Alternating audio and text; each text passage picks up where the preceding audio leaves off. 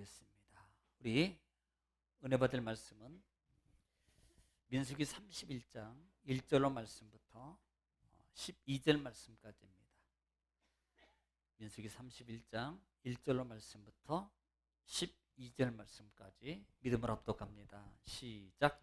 여호와께서 모세에게 말씀하여 이르시되 이스라엘 자손의 원수를 미디안에게 갚으라. 그 후에 내가 내 조상에게로 돌아가리라. 모세가 백성에게 말하여 이르되 너와 함께 있는 사람들 가운데서 전쟁에 나갈 사람들을 무장시키고 미디안을 치러 보내어 여호와의 원수를 갚되 이스라엘 모든 지파에게 각 지파에서 1000명씩을 전쟁에 보낼지니라 하매 각 지파에서 1000명씩 이스라엘 100만 명 중에서 12,000명을 택하여 무장을 시킨지라.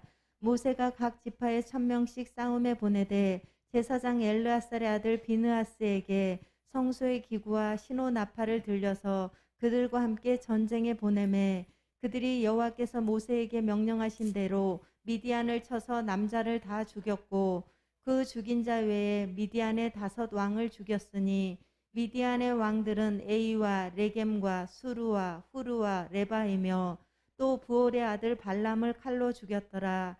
이스라엘 자손이 미디안의 부녀들과 그들의 아이들을 사로잡고 그들의 가축과 양떼와 재물을 다 탈취하고 그들이 거처하는 성읍들과 촌락을 다 불사르고 탈취한 것, 노략한 것, 사람과 짐승을 다 빼앗으니라.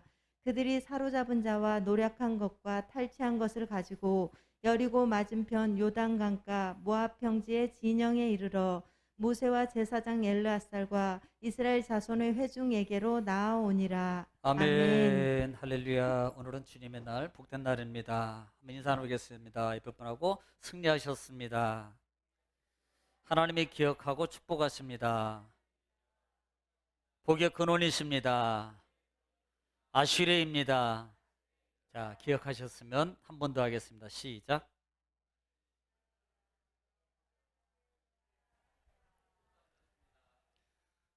아니, 이렇게 짧게 안 했어요. 너무 짧아요. 짧아도 너무 짧아요. 할렐루야. 권사님도 채팅을 통해서 이렇게 같이 동참하시는 분들 계시는데, 권권사님, 그 다음에 저희 권사님, 우리 민정 성도님, 할렐루야, 또 신월동 권사님, 반갑습니다. 주의 이름으로 축복합니다. 시간마다 채팅을 통해서 또 못 드리는 분들은 이렇게 같이 또 은혜도 나누고 감사합니다, 아멘입니다라고 이렇게 하시네요. 주의 이름으로 축복합니다. 자, 우리는 지난 시간에 지난 주간에 30장 말씀 서원과 서약에 대해서 은혜를 나눴습니다. 이 시간은 반복이 능력입니다. 복습하겠습니다. 서원과 서약입니다. 서원과 서약, 이것은 반드시 지키려는 거예요. 지금 이스라엘 백성들이 가나안 땅에 들어가서 정착해서 이제는 앞으로 살아야 될 것입니다. 그리고 하나님은 이미 제사에 관한 것과 절기에 관한 것을 말씀하셨어요. 이것은 꼭 지켜야 된다, 명령하셨습니다. 그러면 자, 정착하게 되면 이들이 살아가면서 신앙의 삶을 살기 때문에 때로는 그들의 어떤 충만한 마음이라든지 느낌이 있을 때 이들이 하나님 앞에 서원과 서약을 하게 되는 거예요. 또 하나는 뭔가가 바람이 있을 때입니다.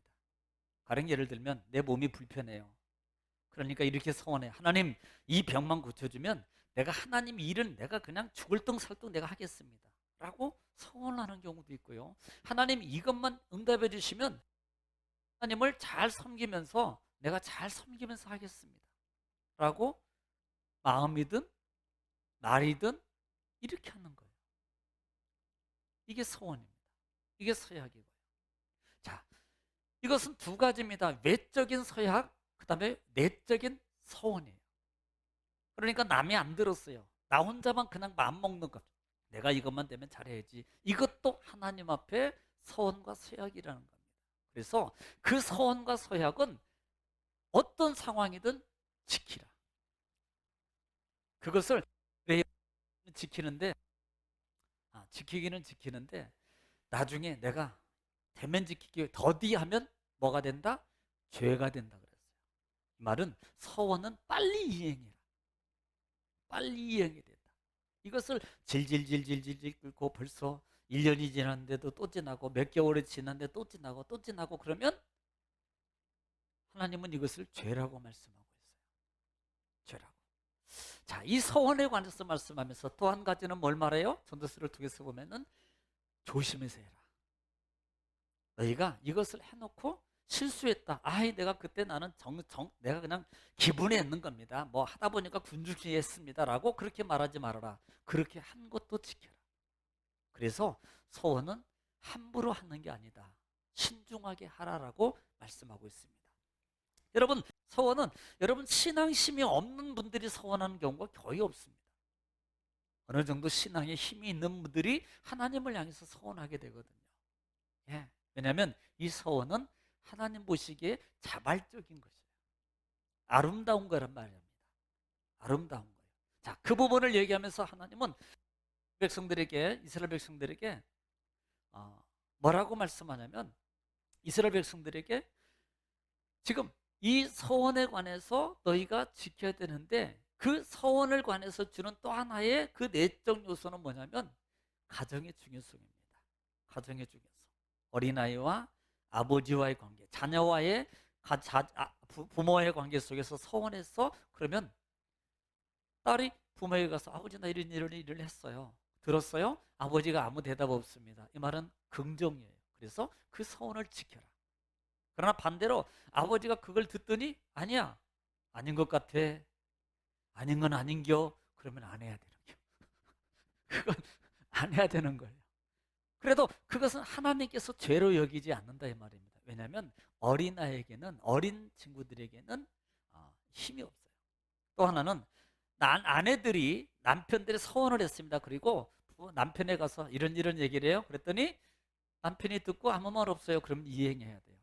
그런데 남편이 듣고 아니야 라고 말하면 죄가 안 된단 말이에요. 왜? 서원은 반드시 갚아야 되는데 안 지키면 죄라 그랬거든요. 죄라 그랬거든요. 자, 그러면서 여러분 이 과정 속에 볼 수 있는 게, 이 과정 속에 볼 수 있는 것은 남자의 권위를 인정하는 그런 면으로 보이기 쉽습니다. 남자는, 여자는 비천하고 남자는 뭐 귀하고 이런 게 아니고요. 이것은 권위라는 부분보다는 책임이라는 부분이에요. 책임입니다. 또 하나, 가정의 공동체의 화합을 의미하는 겁니다. 내 의미적으로 내 맘대로라는 게 아니에요. 이것은 여자만 등급시키고 여자만 언급했다 그래서 남자는 서원을 전혀 안 하는 것은 아니라 이 말입니다. 남자도 역시 마찬가지예요. 서원에서도 그렇게 가정의 공동체를 소중하게 여기는 하나님이 가정을 소중하게 여기기 때문에 그 공동체를 통해서 하는 모든 것마저도 어떤 독단적으로 이런 모습으로 하지 말아라. 이런 부분들을 해주는 거예요. 그런데 그 이유 중에 하나가 뭐예요? 만약에 이것이 불합리화가 되면은, 불합이 되면은 뭐예요? 깨지게 돼 있어요. 싸움이 일어나고 하지 말라 그러는데 막 싸우면 되고 결국은 뭘 가려요? 하나님의 영광을 가리게 돼 있다 이 말이에요. 그래서 하나님이 이왕이면 한 마음으로 하는 것이 좋다라는 부분들을 가르쳐 주고 있다라는 말씀입니다. 자, 지금 우리가 오늘 본문에 들어와서는 31장 부분입니다. 자, 오늘 본문은 31장인데요. 장은 두 부분으로 구성해 볼 수 있습니다. 31장은 두 부분으로 볼 수 있는데 1절로 12절 말씀까지는 미디안과의 전쟁입니다. 미디안과의, 이스라엘과의 전쟁에 관해서 말씀해요. 그 다음에 13절부터 24절 말씀까지는 이스라엘 백성들이 이제는 나가서 싸웠어요. 미디안과 전쟁했습니다. 어떻게 됐을까요? 졌을까요? 이겼을까요? 이겼을까요? 이겼을까요? 더 이겼을까요? 많이 이겼을까요? 많이 이겼어요. 이겼어요. 그래서 이기고 돌아온 모세 지도자가 너를 바래요. 자, 상당히 너를 바라는데 그 부분은 이제 아마 수요일 날 말하게 될 것 같습니다. 자, 오늘 본장은 여러분, 오늘 본장을 통해서 보면 이제는 생명이 끝이 다가온 모세에게 하나님께서 어떻게 보면은 마지막 명령입니다. 마지막 명령인데 그 마지막 명령이 뭐냐면, 야, 니네들 원수 갚어. 니네들 원수라고 말하는 거예요. 자, 그러면 이 원수 갚으라고 하는 이 부분이 어떻게 되어 있는가? 1절 말씀 시작. 여호와께서 모세에게 말씀하여 이르시되 자, 2절.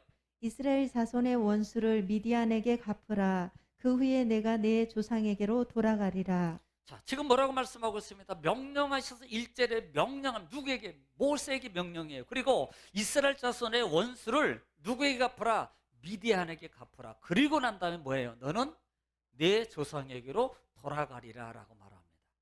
이게 뭘 말하는 거예요? 이제는 원수를 갖고 난 다음에 이 모세 너는 이제는 이제 죽을 거야.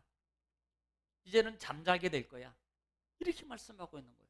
다시 말하면 모세가 이제는 죽기 전에 마지막 하나님께서 이행해야 될 사명을 말씀하고 있습니다. 여러분, 만약에 내가 뭐 이제는 뭐 그런다면 두 가지였어요. 어떤 사람은 게세라 세라라고 해요. 될 대로 되라라고 하는 사람도 있고, 어떤 사람은 나머지 마지막 생을 최선을 다해서 막 소중하게 여기면서 사는 사람도 있을 것입니다. 만약에 여러분은 어떻게 하겠어요? 만약에 여러분이라면 어떻게 하겠습니까? 그런데 오늘 본문에서 볼 수 있는 것이 지금 모세에게 마지막 그 원수를 갚아라 그래요. 여러분, 이스라엘 자손의 원수라는 단어를 쓰기 시작합니다. 나중에 3절의 하반절에 보면은 여호와의 원수라고도 표현해요. 그런데 이스라엘 자손의 원수라는 말이 왜 이 미디안을 이스라엘의 원수라고 말하고 있는가라는 부분입니다. 여러분, 미디안은 이스라엘과 어떤 관계냐는 거예요. 한번 창세기 25장 1절로 말씀 보겠습니다. 1절로 말씀. 원래요, 이 미디안은 원수가 아니에요. 창세기 25장 1절 말씀부터 4절까지 읽을 거예요. 자, 1절 창세기는 너무 쉬워서 시작.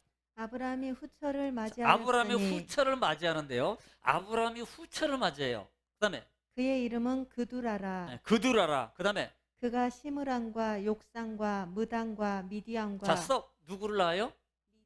미디안이에요. 아브라함의 후처가 지금 시몬 1, 왁산 2, 무단 3, 그다음에 미디안 4. 넷째 아들이에요. 또 하나. 이스박과 수아를 낳았고 자, 지금 미디안은 아브라함의 후처의 몇 번째 아들이에요? 네, 모르면 여기 보면 된다 그랬어요. 저는 항상 이렇게 가르쳐주고 물어봐요. 그러니까 네 번째 아들입니다. 네 번째 아들. 그리고 자, 그러면 4절 한번 읽을게요. 4절 시작. 미디안의 아들은 에바와 에벨과 한옥과 아비다와 엘다아이니 네, 다 그두라의 자손이었더라. 다 아들도 많이 낳죠. 자녀도 보통 남자들인데, 자, 여섯 번째 이들이 어디에 거주하게 되나? 그 다음에 시작. 6절. 자기 소자들에게도 재산을 주어 자기 생전에 그들로 하여금 자기 아들 이삭을 떠나 동방 곧 동쪽 땅으로 가게 하였더라. 들이 어디에 살아요? 지금 하나님 그 서자들에게도 누가 아브라함이 자기 분깃 중에 재산을 주어서 이삭을 떠나서 다른 곳에 가서 살아라고 했는데 그것이 어디예요? 동방, 남쪽, 동쪽 쪽이에요.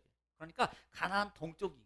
그쪽 지역에 지금 미디안 사람, 미디안은 사람 땅이 아니고 사람이에요. 그런데 그 이름을 따서 미디안 족속이라고 해요. 이들이 거기에 살기 시작합니다. 그러니까 여러분, 미디안은 남이 아니라는 거예요. 비록 후처지만 결국은요, 한 형제요, 한 혈통이란 말입니다. 여러분, 이 미디안은 아브라함의 후처에서 난 넷째 아들로 어디에? 모압 동편 쪽에 거주하고 있단 말이에요. 자, 주로 이 미디안들은 뭐라고 살았냐면 주로 무역을 하고 살았는데요. 여러분 아마 기억할 겁니다. 창세기 37장 보시면 생각날 거예요. 창세기 37장 27절로 28절 말씀. 27절 28절 말씀. 이 부분은 요셉이 형들로 말미암아 팔려가는 장면입니다. 자, 27절 시작. 자, 그를 이스마엘 사람들에게 팔고 그에게 우리 손을 대지 말자. 그는 우리의 동생이요 우리의 혈육이니라 하매 그의 형제들이 청종하였더라. 자, 제가 이제 죽이지 말고 우리 이 동생 요셉 팔아버립시다. 왜? 살리려고. 살리려는 마음 때문에. 왜? 다른 형들이 죽이자 그랬거든요. 그러니까 그때 마침 이스라엘 상인이 지나가는 거예요. 이것을 본 겁니다. 그때 그것을 보고 나서 바로 그렇게 말하는 거예요. 그리고 28절, 이 사람 누군가? 시작. 그때 미디안 사람 상인들이 지나가고 자, 누가 있는지라. 지나가요? 어떤 사람? 미디안 사람. 미디안 사람들의 상인이 지나갑니다. 예. 또 형들이 요셉을 구덩이에서 끌어올리고 은 20에 그를 이스마엘 사람들에게 팔매 그 상인들이 요셉을 데리고 애굽으로 갔더라. 예. 이 말씀 이 부분을 기억할 겁니다. 지금 이 미디안은요. 원수가 아니에요, 원래는. 이 미디안은 엄밀히 말하면 원수가 아니라 아브라함을 통한 한 혈통이에요.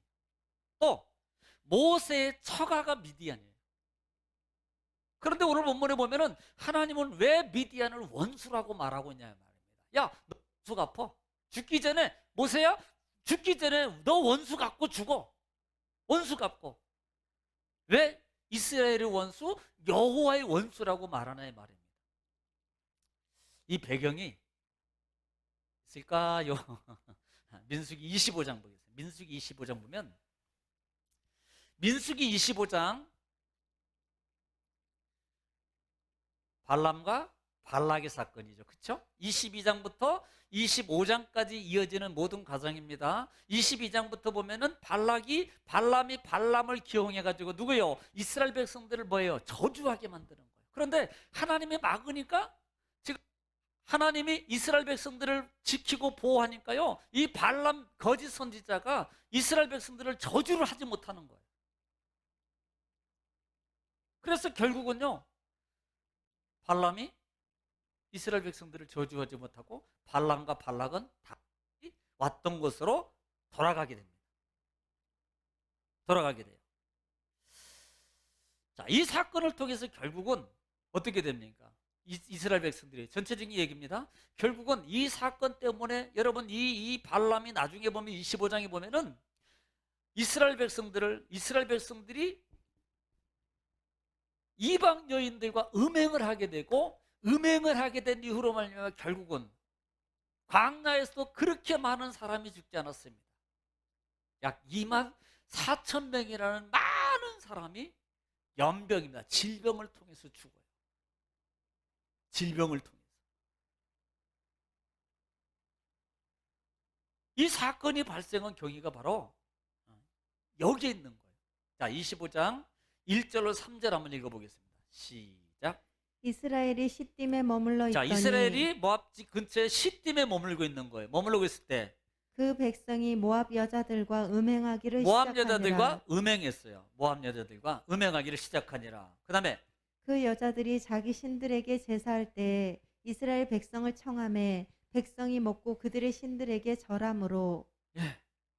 지금 시딤에 머무르고 있을 때 이스라엘이 시딤에 머무르고 있을 때 누구와? 모압 여인들과 지금 모압이 누굽니까? 미디안 지역에 있는 이 모압은 아브라함의 후처에 그들을 죽이는 겁니다. 그들을.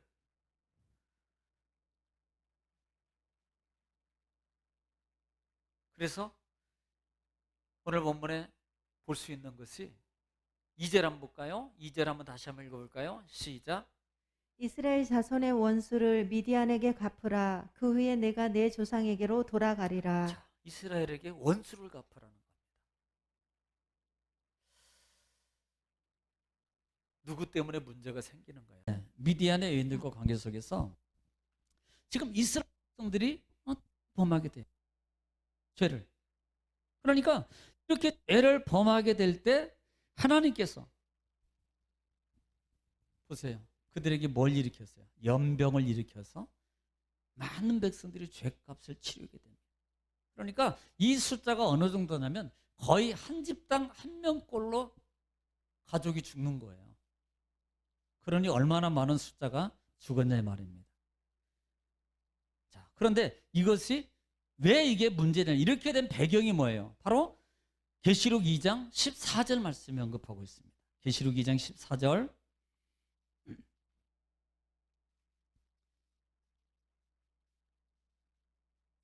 시작. 그러나 내게 두어 가지 책망할 것이 있나니 거기 내게 발람의 교훈을 지키는 자들이 있도다. 발람이 발락을 가르쳐 이스라엘 자손 앞에 걸림돌을 놓아 우상의 제물을 먹게 하였고 또 행음하게 하였느니라. 결국은 이렇게 된 계기는 뭐냐면 발람의 계략이다. 그들이 걸림돌을 와서 묘책을 써서 이스라엘 백성들을 넘어지게 한 것이다라고 말하고 있어요. 오늘 본문에도 이 부분을 뭐라고 표현하면 31장 16절 말씀 보세요. 16절 시작. 보라, 이들이 발람의 꾀를 따라 발람의 꾀를 따라, 발람의 꾀입니다. 발람의 꾀를 따라 이스라엘 자손을 부올의 사건에서 여호와 앞에 범죄하게 하여 여호와의 회중 가운데 연병이 일어나게 하였느니라. 예. 지금 그 사건 때문에 우상 섬기게 하고 범죄해서 질병을 통해서 죄값을 받게 한 거예요. 여기에 이스라엘 백성들이 무너진 거예요. 그리고 하나님의 저주를 받은 거예요. 그래서 오늘 본문에도 하나님은 이들이 그렇게 많은 백성들을, 내 백성들이 무너져서 어떻게 보면 솔직히 말하면요, 물론 발람의 계략도 문제가 되지만 거기에 넘어간 이스라엘 백성들도 솔직히 어떻게 보면 문제 있는 거 아니에요? 아무리 미인의 미인을 갖다 놔도 안 넘어져야 되는 거 아닙니까? 죄 안 져야 되는 거 아니에요?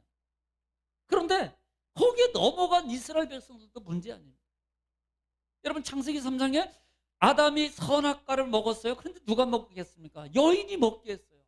그러면 딴 사람이 더 죄값을 받고, 그 다음에 남자는 조금 뭐 사해 준다든지 좀 넘어가 주든지, 다른 예를 들면 여자는 실형을 받고 남자는 간접적인 집행유예 정도 이렇게 해야 되는데 하나님은 그렇게 하잖아요.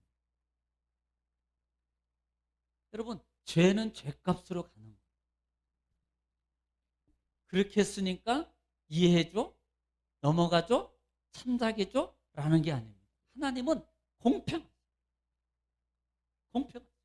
그래서 죄값을 치르겠다 이 말이에요. 그런데 그 죄값을 먹은 너희도 잘못했지만 제공한 너희는 하나님 뭐라 그래요? 반드시 죄값을 통해서 갚아버린다. 네. 그 원수를 하나님이 갚으시지만 누구한테 갚으라? 이스라엘 백성들에 의해서 갚으라라고 말씀하고 있다. 그럼 마귀는요, 그래서 성경 뭐라고 말해요? 이것이 어떻게 보면 영적 이 시대에 살아가는 믿음의 사람들. 또 하나님이 이스라엘 백성들이 가나안 땅에 들어가서 가장 먼저 무너지는 것 중에 하나가 바로 이 부분이에요. 그러므로 이스라엘 7족속, 가나안 땅에 있는 모든 7족속을 다 멸하라고 하지만 이들이 멸하지 않음으로 말미암아 이 죄가 발생하는 이유 중에 하나가 이 부분이었어요. 그래서 마귀의 계계를 조심해요. 어떻게 보면 이 시대에 우리를 미혹하는 많은 것들, 많은 이 마귀의 계계, 마귀의 꾀임, 마귀의 유혹과 미혹에 여러분 조심하라는 거예요.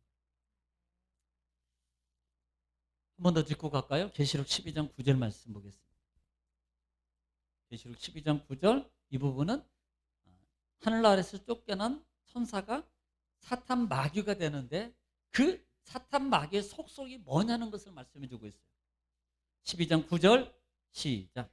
큰 용이 내쫓기니 내어 쫓기니 옛뱀 곧 마귀라고도 하고 사탄이라고도 하고 온 천하를 꿰는 뭐 자라. 하는 자라? 온 천하를 꿰는 자라. 그러므로 그가 땅으로 내쫓기니 그의 사자들도 그와 함께 내쫓기니라. 자, 그 온 천하를 꿰는 자가 내쫓고 땅으로 내려왔으니 누구를 꿰겠어요?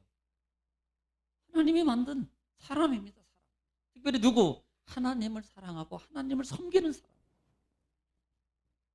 그렇기 때문에 베드로 사도는 베드로전서 5장 8절 시작. 근신하라 깨어라 너희 대적 마귀가 우는 우는 사자같이 두루 다니며 삼킬 자를 찾나니. 왜? 하늘에서 쫓겨 내려와서 땅으로 내려왔어요. 뭐 하는 자가? 꿰는 자가. 그래서 이 마귀가 두루 다니면서 두루 삼킬 자를 찾는다는 거예요. 여러분 깨어 있어야 됩니다. 그렇지 않으면 마귀 밥 되는 거예요. 사단의 밥 되는 겁니다. 사단의 종 되는 거예요.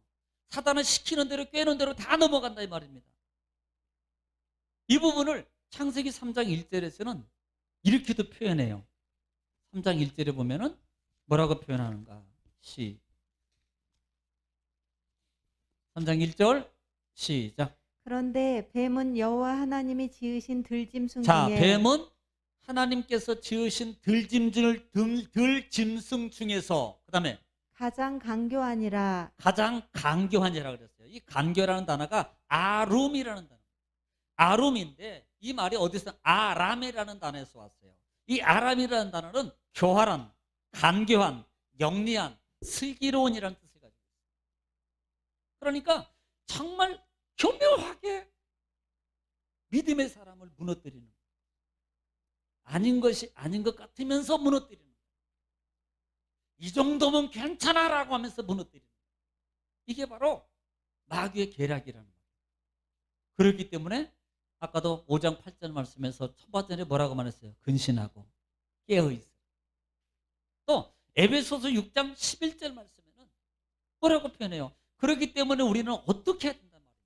지금 이렇게 안 하면 이스라엘 백성들과의 원수의 관계가 돼요. 결국은요, 친형제도 결국은 원수가 돼서 서로 죽이게 만드는 것 중에 하나가요, 마귀라 이 말이에요. 그래서 에베소서 바울 사도는 에베소서 교회에게 6장 11절 말씀을 시작. 마귀의 관계를 마귀의 관계를이라고 했어요. 관계를. 이 관계라는 말이 메도데이아라는 단어를 쓰는데요. 이 말은 음모, 교활한, 괴계, 속임수, 책략이라는 말이에요. 그러니까 마귀가 이 괴계라는 것은 마귀들이 음모와 꾸미고 교활하게 그 다음에 속여서 누구를 공격하겠습니까? 우리, 나. 그래서 이 계계를 능히 대적하기 시작. 능히 대적하기 위하여 뭐하라? 하나님의 전신갑주를 입으라. 여러분, 이 말을 우리가 너무나 잘 알고 있습니다. 그래서 하나님의 전신갑주를 입으라. 이 말은요, 준비입니다. 전신갑주는요, 전투태세를 갖추는 거예요. 늘 싸웁니다. 이것은요, 벗고 있는 게 아니고 늘 갖춰야 되는 거예요. 한시라서 우리가 방심하면 두루도 아니면 삼킬 자를 찾는 사단의 마귀 도구가 되어서 뭐가 무너져요? 신앙심이 무너지는 거예요. 신앙심이 무너지면 결국은 하나님 안에 있는 것 같지만 하나님 밖에 사는 삶으로 전락한다 이 말이에요. 하나님과 멀어지게 만드는 거예요. 영적 일을 소홀히하게 만듭니다. 영적 일을 귀찮게 만들어요. 그리고 하나님과 멀어지게 하면 결국은 어떻게 됩니까? 하나님의 축복을 못 누리게 만드는 거예요. 여러분 깨어 있어야 됩니다. 할렐루야. 자, 그다음에 오늘 본문으로 들어와서 또 왜 이렇게 하나님은 이스라엘 원수를 갚아라고 하는가라고 말하면서 3절 읽겠습니다. 본문 3절 시작. 모세가 백성에게 말하여 이르되 예. 너와 함께 있는 사람들 가운데서 전쟁에 나갈 사람들을 무장시키고 미디안을 치러 보내어 여호와의 원수를 갚되 4절. 이스라엘 모든 지파에서 각 지파에서 1000명씩을 전쟁에 보낼지니라 하매 5절. 각 지파에서 1000명씩 이스라엘 100만 명 중에서 12,000명을 택하여 무장을 시킨지라. 자, 지금 하나님께서 이렇게 말씀하는 거예요. 특별히 3절에 보면은 이르시되 너와 함께 있는 사람 가운데 전쟁에 나갈 사람을 무장시키시고 무장시켜라. 여러분 이 말이 뭐가 기억납니까? 민수기 1장이에요. 민수기 1장 부분에 보면은요, 하나님께서 이스라엘 백성들을 계수하는데 첫 번째 계수하면서 하나님께서 뭐라 말합니까? 너희 백성을 20세 이상 된 남자 중에서 전쟁에 가능한 사람, 싸움에 능한 사람을 수를 세어라 그랬어요. 이게 첫 번째 인구죠. 그런데 그 전제가 뭐예요? 20세 이상. 누구? 남자. 그리고 조건이 뭐예요? 싸움을 할 수 있는 사람. 이게 전제입니다. 그리고 26장에 들어와서도 두 번째 인구조사를 시작하는데 조건이 뭡니까? 20세 이상. 또 전쟁이 가능한 사람. 싸움이 가능한 사람을 세워라 라고 말하고 있어요. 여러분, 이 말이 지금 적용되고 있는 거예요. 지금 이제는 미디안 그렇게 광야에서 준비하고 명령받은 것을 실전에 사용하기 위해서 실전을 치르기 위해서 하나님은 지금 그 인원을 다시 세워서 준비하라 그럽니다. 그런데요, 여러분 오늘 본문을 통해서 보면서 조금 다른 점이 있습니다. 무장을 시키고 미디안을 치고 여호와의 원수를 갚아라 그랬습니다. 여러분, 이스라엘의 원수, 여호와의 원수예요. 하나님의 백성은, 하나님의 우리의 원수는 하나님의 원수가 되는 거예요. 사단은 우리에게도 원수지만 하나님에게도 원수라 이 말입니다. 그러면서 지금 각 지파 중에 여러분 놀랄 만한 일이 특별히 한번 볼까요? 자, 5절 한번 읽겠습니다. 5절 다시 시작. 각 지파에서 몇 명씩? 1000명씩 1000명씩이면 몇 지파입니까? 12지파. 몇 명이에요? 아니, 계산이 안 되네. 갑자기. 몇 명이에요? 12,000명. 네, 12,000명. 그런데 그 12,000명을 선별하는데 그 다음 절 볼까요? 시작. 1000명씩 이스라엘 100만 명 몇 중에서 명 중에서? 100만 명. 지금 몇 명입니까? 100만 명 중에서 100만 명 중에서 몇 명? 12,000명이에요. 12,000명을 모아서 미디안과 가서 싸우라는 겁니다. 아니, 좀 생각해 보세요.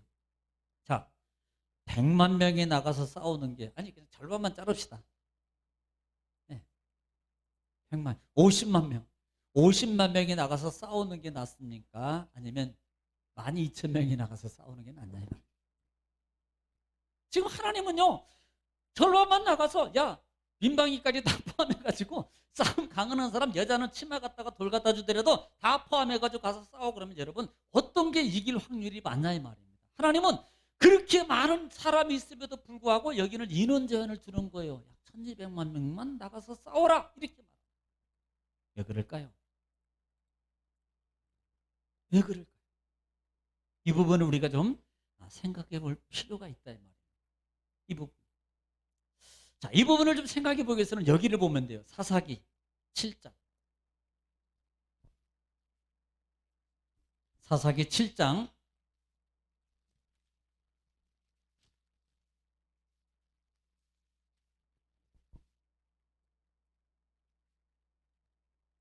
여기는 기드온 300용사장이에요. 2절 시작. 여호와께서 기드온에게 이르시되 야, 여호와께서 누구에게? 기드온에게 이르시되. 그다음에 너를 따르는 백성이 너무 많은즉 너를 따르는 백성이 너무 많아. 자, 지금 이렇게 말하는 거예요. 기드온이, 야, 너 나가서 저기 누구하고 싸워요?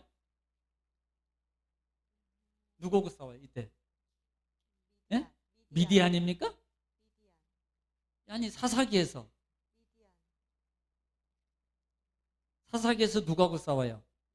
미디안입니까? 블레셋이에요? 미디안하고? 아니, 사사기에서 지금 기드온 300용사가 미디안하고 싸우죠. 자, 그런데 지금 기드온 용사가 전쟁에 나가서 싸울 사람 그러니까요, 수만 명이 모인 거예요. 내가 나가서 싸우겠습니다. 내가 나가서 싸우겠습니다. 모였을 때 거기에서 하나님이 명령합니다. 야, 다 안 돼. 가지 마. 그때 하나님께서 이 많은 숫자, 그 다음에 읽어보면 알 겁니다. 시작. 내가 그들의 손에 미디안 사람을 넘겨주지 자, 미디안 아니하리니 사람을 붙였으니 그 다음에 이는 이스라엘이 나를 거슬러 스스로 자랑하기를 내 손이 나를 구원하였다 할까 함이니라. 무슨 말이에요? 만약에 너희가 지원한 사람 다 가서 싸워서 이기면, 미디안을 싸워서 이기면 이렇게 말할 거예요. 야, 우리가 이겼어. 우리가 이겼어. 우리 힘으로 한 거야. 우리 힘으로 이긴 거야 라고 말할 걸 분명히 내가 알아. 그러니까 하나님이 뭐라고 말씀하냐면 줄여. 몇 명으로? 300명. 여러분, 300명 가지고 못 이긴다 이 말이에요. 1200명 가지고요 못 이긴다는 말입니다. 그런데 결론적으로 보면 이기게 돼요. 하나님은 뭘 말하려고? 하나님이 함께하면 이긴다는 것을 보여주는 거예요.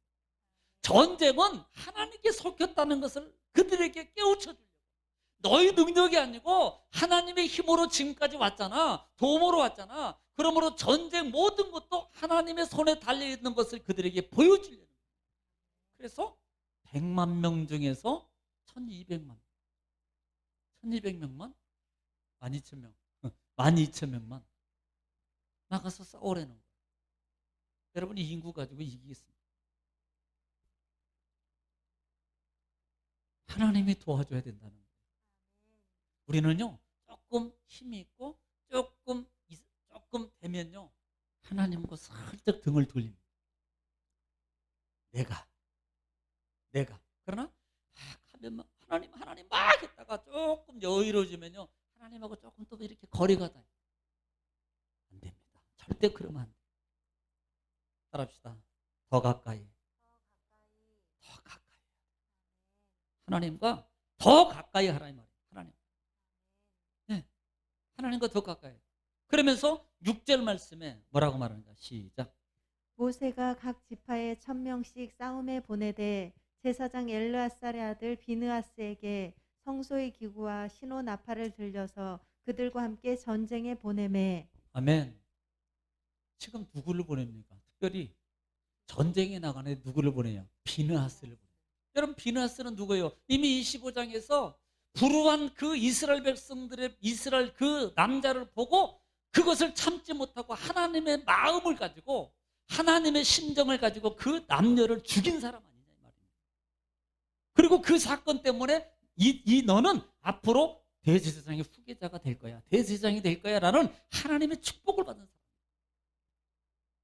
하나님은 전쟁에서 지금 누구를 보냅니까? 비느하스를 보내는데, 비느하스를 보내는데 뭘 가지고 보내? 첫째는 보니까 하나님의 성소의 기구, 그 다음에 나팔을 준비하고라. 여러분, 성소의 기구는 성소의 기구가 뭐겠어요? 성경에 보면은 영문의 성경 변태 보면 이것을 법궤라고도 표현합니다.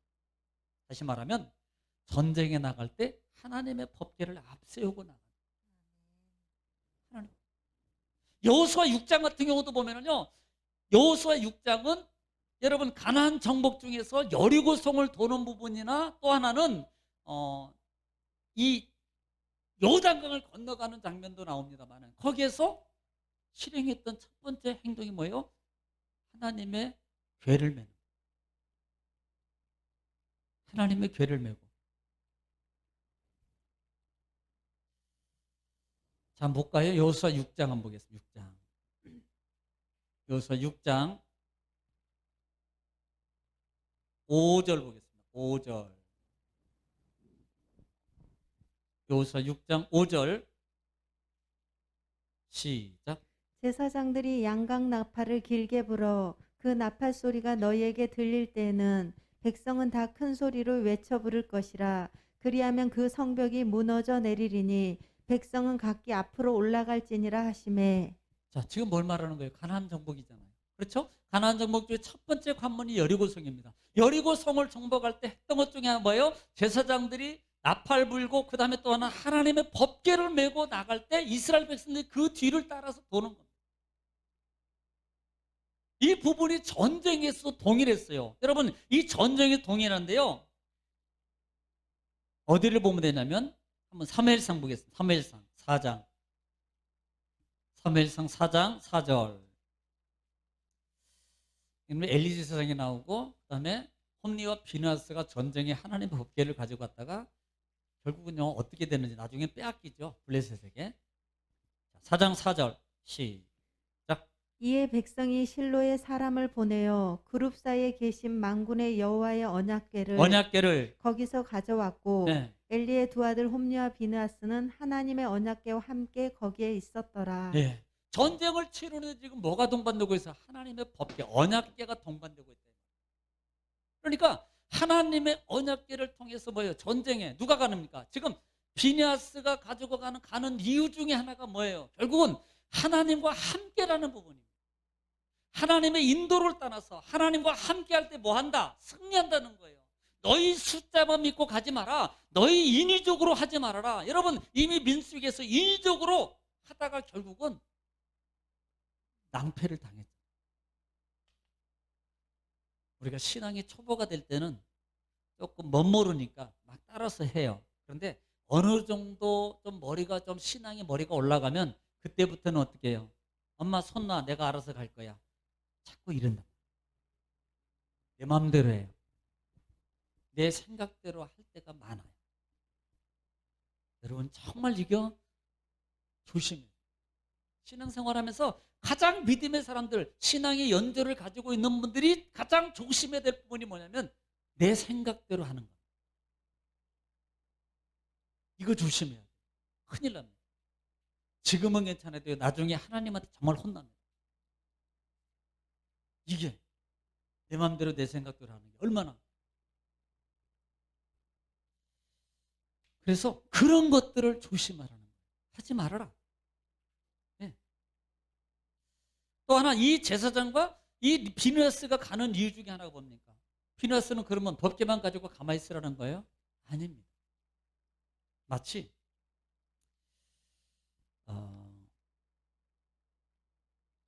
혹시 여러분 그 출애굽기 17장 부분에 보면은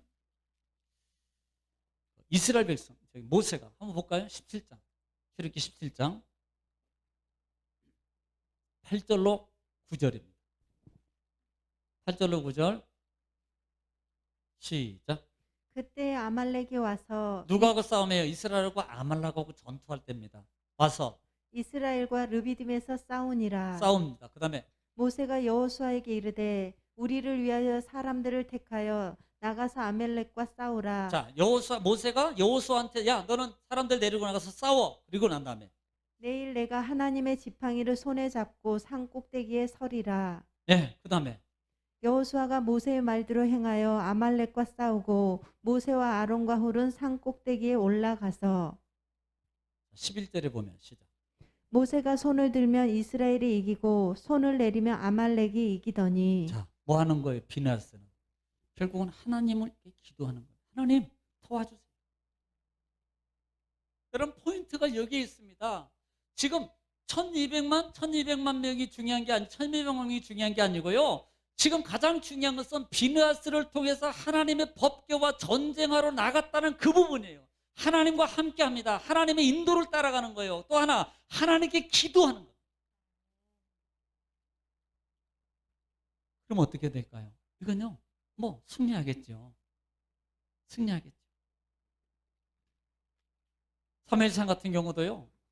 우리가 다윗과 골리앗 같은 경우도 골리앗이 블레셋 보면 사다가 약 한 3m 정도예요. 5, 6, 30.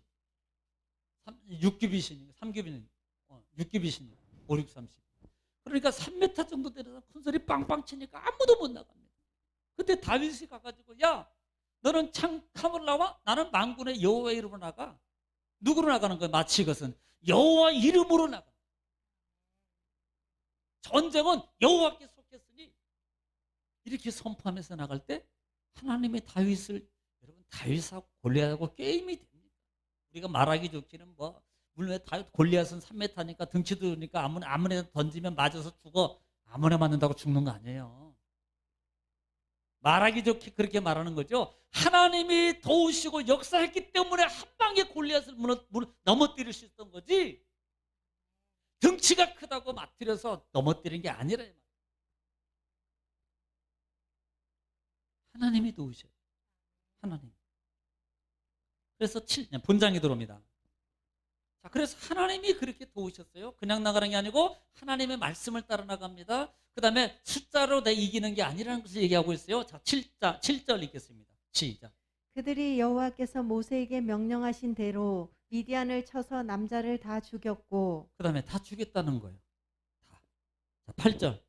그 죽인 자 외에 미디안의 5 왕을 죽였으니 미디안의 왕들은 에이와 레겜과 수루와 후루와 레바이며 또 부올의 아들 발람을 칼로 죽였더라. 자, 여기에서 우리가 두 가지를 볼 수 있는데요. 지금 8절 같은 경우는 자, 미디안을 다 이겼습니다. 이미 7절에 다 죽였다라고 끝났어요. 그런데 8절이 이렇게 말합니다. 그 미디안 사람 중에 6명의 이름을 등장시켜요. 6명의 이름을 등장시키는데 여기에서 보면 6명을 들었는데 수루, 그 다음에 에이와 왕들은 에이와 레겜과 수루와 후루와 레베 보올이냐 이렇게 말하면서 특별히 인물이 누가 나냐면 수루라는 이름을 등장시키기 위해서 이름을 이렇게 열거하는 거예요. 수루가 누굽니까? 이 수루가 누구냐는 거예요. 이 사람 때문에 지금 이름을 열거하고 있거든요. 이 사람 때문에. 자, 민수기 25장 다시 갑니다. 25장 15절.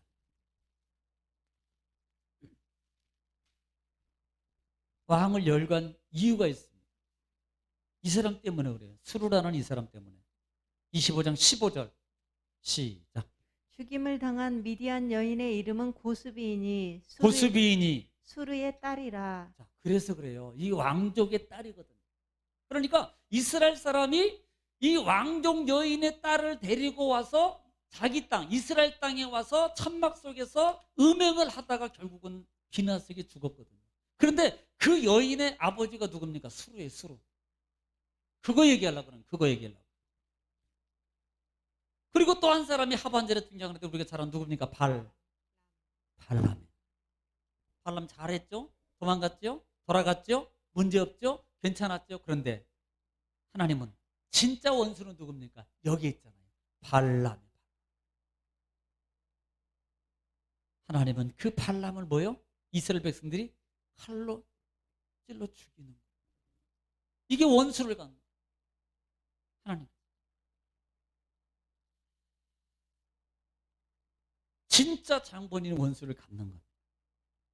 자, 그리고 난 다음에 9절부터 마지막 절까지는요. 쭉 보면은 한번 그냥 쭉 읽을게요. 9절부터 시작.